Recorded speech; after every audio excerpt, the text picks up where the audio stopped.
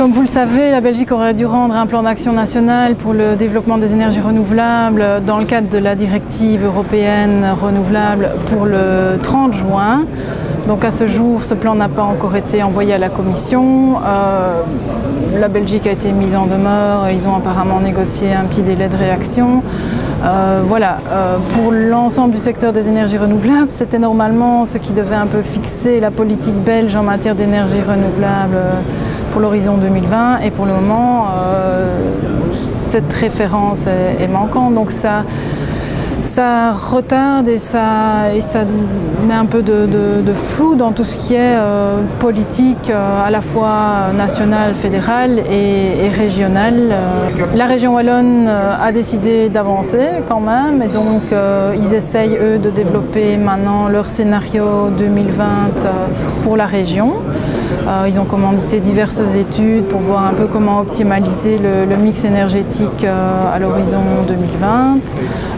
Et ces études sont d'autant plus importantes et cruciales qu'elles vont évidemment conditionner la détermination de tout ce qui est certificat vert, donc pour l'électricité renouvelable pour les 10 prochaines années également. Donc la région wallonne, en toute logique, doit se fixer des objectifs en matière d'électricité, de chaleur et de transport et sur cette base définir les quotas de certificats verts qui seront nécessaires pour le vecteur électrique. Ils devront aussi mettre en place et développer tout un mécanisme de soutien à la chaleur, vu que là, il y a déjà certaines choses qui existent en termes de soutien de la chaleur verte, telles les aides à l'investissement, les primes au réseau de chaleur, les aides au solaire thermique, mais il y a un développement d'un mécanisme plus structurel qui doit être fait si on veut développer le potentiel chaleur renouvelable, puisque ça n'existait pas encore vraiment jusqu'à présent.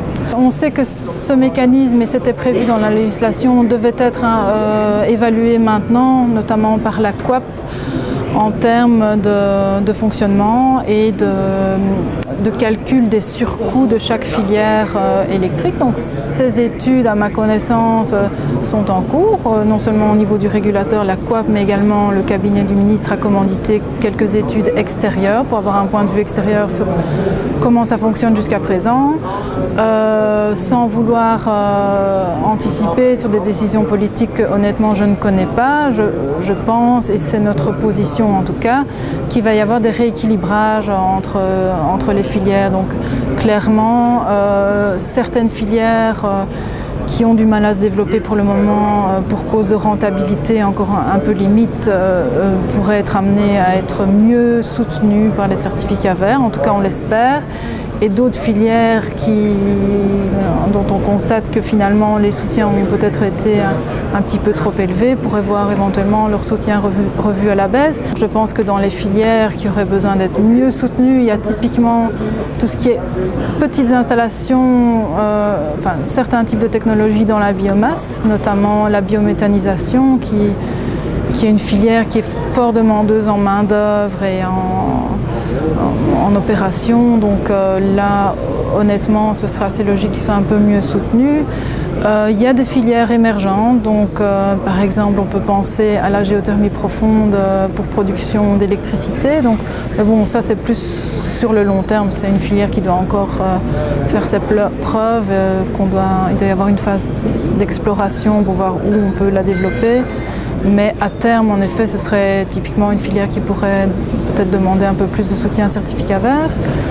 Et puis voilà, ce n'est un secret pour personne qu'au niveau du photovoltaïque, le mécanisme mis en place a été peut-être un peu surdimensionné pour le moment par rapport aux besoins réels en rentabilité de certains segments de la filière photovoltaïque.